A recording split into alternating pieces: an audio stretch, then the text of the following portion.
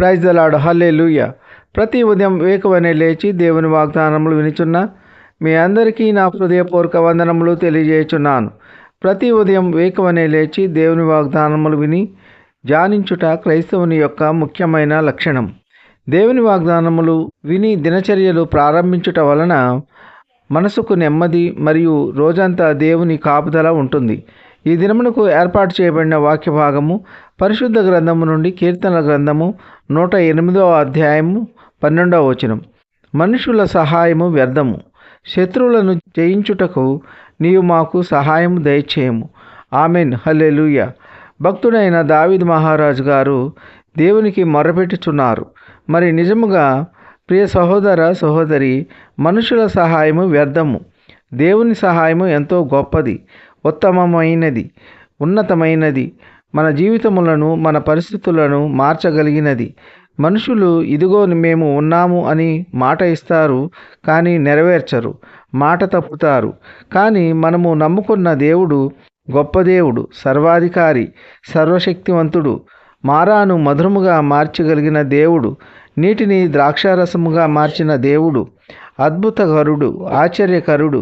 నీ నా పక్షమున ఉండగా మనము ఎందుకు దిగులు చెందాలి, ఎందుకు బాధపడాలి? సర్వ సృష్టిని సృష్టించిన దేవుడు మన సమస్యలు ఇబ్బందులు తీర్చలేరా? దేవునిపై నమ్మకముంచు, మన పరిస్థితులన్నీ మార్చి సకల సమృద్ధి దయచేయగలరు. కావున ప్రియ సహోదర సహోదరి, దావీదు మహారాజు వలె దేవునికి మొరపెడదాం. మనుషుల సహాయము వ్యర్థము. మనుషులను ఎప్పటికీ నమ్మవద్దు. మోసగిస్తారు, ఇబ్బందుల పాలు చేస్తారు, ఆడిన మాట తప్పుతారు. మనుషుల సహాయము వ్యర్థము. మనకు ఎన్ని బాధలు, ఎన్ని కష్టాలు, ఎన్ని ఇబ్బందులు వచ్చినా, ఎంత క్లిష్టమైన పరిస్థితులు ఏర్పడినా సరే, ముందు మనము చేయాల్సిన పని దేవునికి మొర్రపెట్టాలి, దేవునికి ప్రార్థన చేయాలి. మన మనవులన్నీ ప్రార్థన ద్వారా దేవునికి తెలియజేయాలి. మనము చేసే ప్రతి ప్రార్థన విన్నపము దేవుడు వింటారు. తప్పకుండా దేవుడు సహాయము చేయగలరు. దావీదు మహారాజు వలె ప్రార్థన చేద్దామా?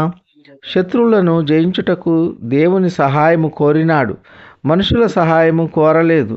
అనగా దావీదు మహారాజు ప్రతి విషయంలో, ప్రతి సమస్య దేవునికి విన్నవించుకున్నారు, దేవుని సహాయము కోరినారు. కావున ప్రియ సహోదర సహోదరి, మనము కూడా దావీదు మహారాజు వలె ప్రతి సమస్యకు దేవుని సహాయము కోరుకుందాము. మనుషులను ఆశ్రయించవద్దు, వారు సహాయము వ్యర్థము. మనుషుల సహాయము కోరినప్పుడు వారు సహాయము చేయకపోగా హేళన చేస్తారు, అవమానపరుస్తారు. కావున ప్రియ సహోదర సహోదరి, మనం ప్రతి విషయంలో దేవునికి మొర్రపెట్టాలి, దేవుణ్ణి ఆశ్రయించాలి. దేవుడు మన పట్ల కార్యము జరిగించే వరకు ఓపిక, సహనము, నిరీక్షణ కలిగి ఉందాం.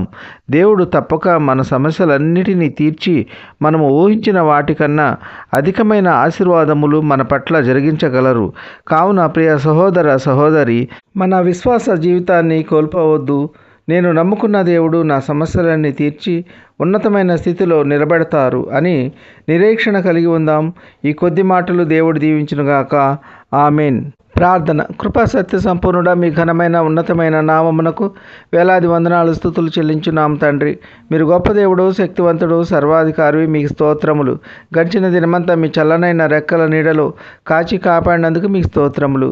ఈ వేకువనే లేచి ఎందరైతే మీ వాక్యము విని మిమ్మల్ని అంగీకరించి ఉన్నారో అటువంటి బిడ్డలందరినీ దీవించండి, ఆశీర్వదించండి. మీ ప్రియ బిడ్డల యొక్క అవసరతలు, అక్కరలు, కొరతలు తీర్చండి. ఎందరైతే మీ వాక్యము వెనుక లోకము తట్టు, పాపం తట్టు తిరిగి ఉన్నారో అటువంటి బిడ్డలందరూ మారు మనసు పొంది రక్షింపబడి మిమ్మల్ని స్తుతించి ఆరాధించే బిడ్డలుగా చేయండి. ఉద్యోగములు లేని బిడ్డలకు ఉద్యోగములు దయచేయండి. వివాహములు కాని బిడ్డలకు వివాహములు జరుగులాగున మీ కృప ఉంచండి. గర్భఫలము లేని బిడ్డలకు గర్భఫలము దయచేయండి. గర్భిణీ స్త్రీలకు సుఖమైన ప్రసవ దినాలు దయచేయండి. సొంత గృహము లేని బిడ్డలకు సొంత గృహము దయచేయండి. సొంత వాహనము లేని బిడ్డలకు సొంత వాహనము దయచేయండి. గాయపడిన బిడ్డల యొక్క గాయములు మాన్పండి. కన్నీటిలో ఉన్న బిడ్డల యొక్క కన్నీరు నాట్యముగా మారులాగున మీ కృప ఉంచండి. దుఃఖములో ఉన్న బిడ్డలను ఆదార్చండి. వారు కోల్పోయినవన్నీ తిరిగి పొందుకునేలా మీ కృప ఉంచండి. వ్యాధిగ్రస్తులను ముట్టి బాగు చేయండి. వారి శరీరంలో ఎక్కడ ఏ బలహీనత ఉన్నా యేసు నామములో వారికి ఉన్న బలహీనతలన్నిటి నుండి విడుదల కలుగునుగాక.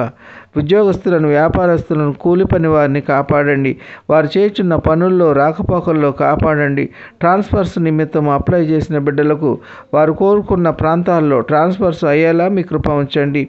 ఆర్థిక సమస్యలు, అప్పుల బాధల నుండి విడుదల దయచేయండి. కుటుంబ కలహాల నుండి విడుదల దయచేయండి. ఒకరినొకరు అర్థం చేసుకొని శాంతి సమాధానంగా జీవించే కృప దయచేయండి. భర్తను కోల్పోయి నిస్సహాయ స్థితిలో ఉన్న కుటుంబమును ఆదరించండి. విధవరాలి పట్ల వ్యాజ్యమాడే దేవుడవు, వారి పక్షమున అద్భుతాలు జరిగించండి.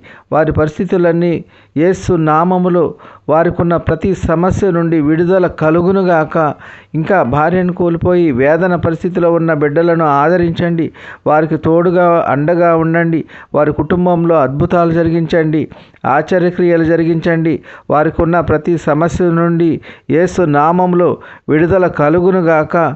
కార్లు, బస్సులు, రైళ్లు, విమానాలు, ఈ నౌకలు, ఇతర మోటారు వాహనములలో ప్రయాణించే బిడ్డలను కాపాడండి. వారి వారి గమ్యస్థానములు క్షేమంగా చేరుకునేలా మీ కృప ఉంచండి. వాహనములు నడుపుచున్న బిడ్డలను కాపాడండి. వాహనములు నడుపుచుండగా వారి చుట్టూ మీ యొక్క దూతలను కావలి ఉంచండి. వారు చేరవలసిన గమ్యస్థానములు క్షేమంగా చేరుకునేలా మీ కృప ఉంచండి. దిక్కులేని వారిని, దీనులను, అనాథులను కాపాడండి. బీదలను కాపాడండి. వారికి కావలసిన ఆర్థిక వనరులు దయచేయండి. కుంటివారిని, గుడ్డివారిని, చెవిటివారిని, మూగవారిని కాపాడండి.